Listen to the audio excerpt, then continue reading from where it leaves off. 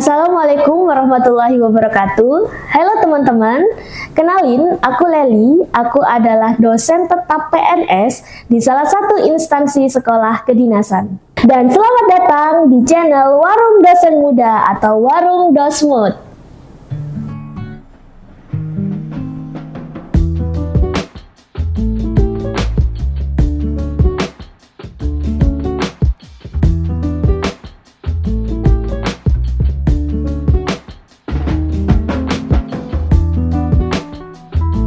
Jadi teman-teman, sebelum kita mulai ke topik inti, di sini aku mau jelasin dulu kenapa nama channel ini adalah Warung Dosmud atau Warung Dosen Muda. Jadi warung sendiri karena aku itu hobinya adalah masak dan makan. Sedangkan Dosmud atau dosen muda itu karena aku dulu keterima jadi PNS dosen ketika umurku 25 tahun. Nah, teman-temanku nih manggil aku Bu Dosmud atau Bu Dosen Muda. Karena dua hal yang melekat tadi di aku, makanya aku memutuskan untuk membuat channel YouTube yang namanya adalah Warung Dosmud atau Warung Dosen Muda. Jadi teman-teman, itu tadi sedikit intermezzo ya. Jadi nantinya channel YouTube ini akan menyajikan konten yang berbeda-beda, tapi tidak jauh-jauh dari hal yang aku suka, seperti memasak, tips and trik di dunia pendidikan, info-info penting terkait ASN dan sekolah kedinasan.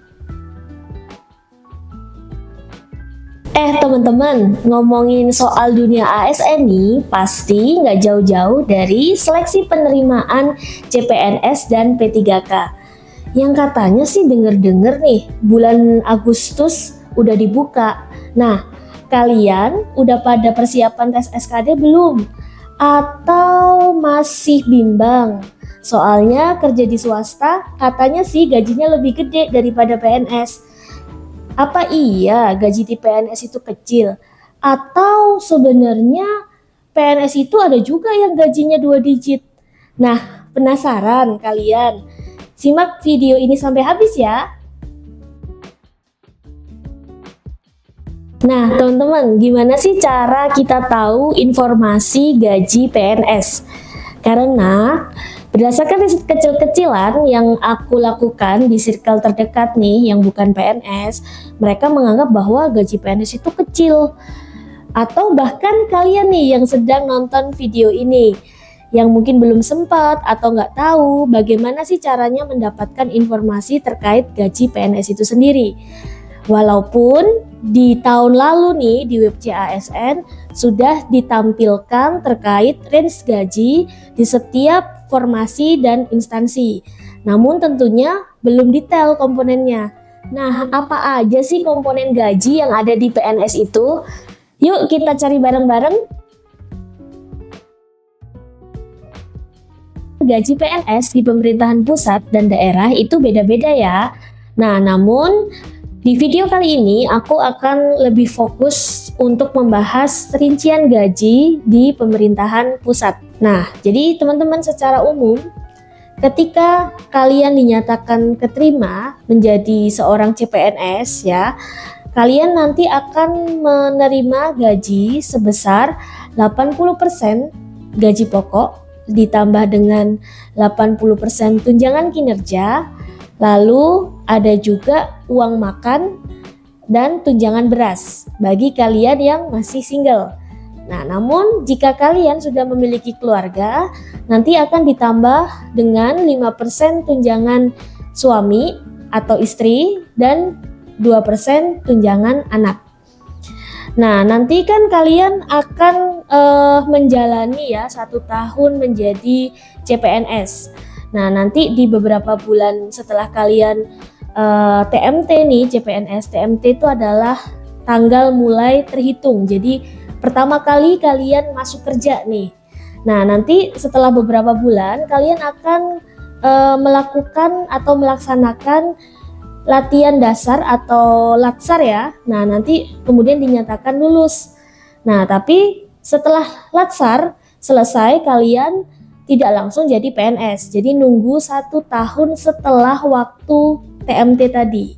Kalau dari pengalamanku sendiri sebagai dosen, TMT ku adalah Februari 2022. Nah, aku baru selesai menjalani diklat atau latsar dan dinyatakan lulus itu pada November tahun 2022. Tapi aku baru diangkat atau SK pengangkatan PNS itu baru ada ketika tepat 1 tahun, yaitu 1 Februari 2023. Nah, tadi kan aku sudah menjelaskan nih ya kalau formasiku itu adalah sebagai dosen dengan jabatan asisten ahli. Nah, ini tuh tidak semerta-merta setelah aku diangkat jadi PNS itu, aku langsung asisten ahli. Nah, jadi aku harus istilahnya mengajukan beberapa berkas terkait kualifikasi pendidikan. Kemudian kalau di dosen itu memang harus ada pengalaman minimal 1 tahun untuk menjalankan Tridharma perguruan tinggi, yaitu pendidikan, pengabdian masyarakat, dan penelitian.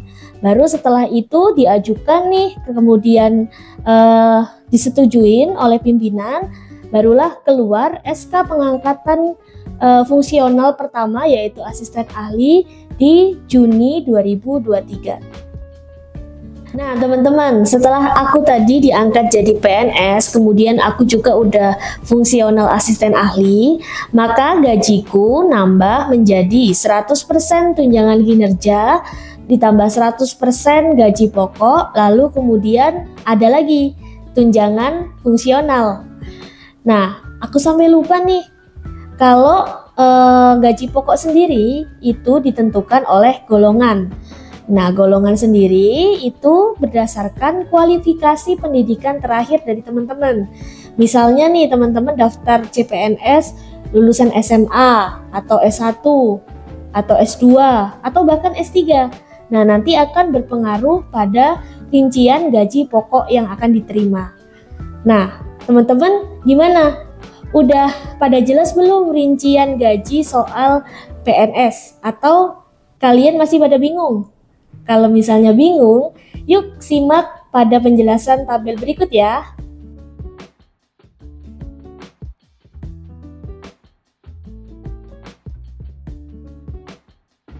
Nah teman-teman, biar lebih jelas, yuk simulasi. Pak Fulan merupakan lulusan S1 yang memiliki istri dan 1 orang anak. Dia diterima sebagai ahli pertama pengelola sumber daya air di Kementerian PUPR.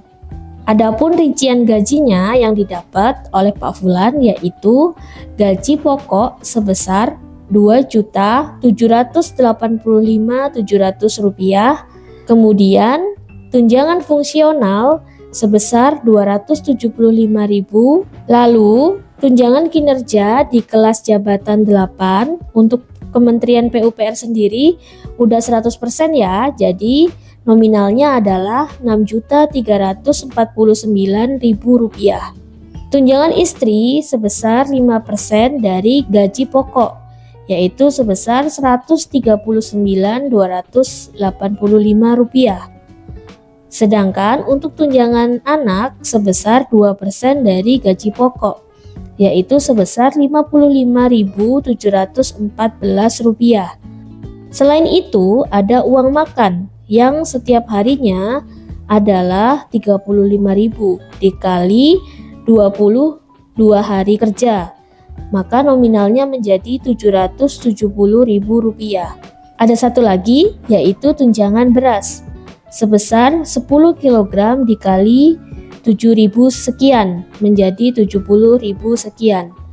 Maka penghasilan total tiap bulannya yang didapatkan oleh Pak Fulan sebesar Rp10.444.699. Nah, penghasilan ini masih penghasilan kotor ya, belum dipotong oleh pajak penghasilan atau PPh sebesar 5%, kemudian ada iuran BPJS, dan juga ada iuran tergantung dengan tiap instansi.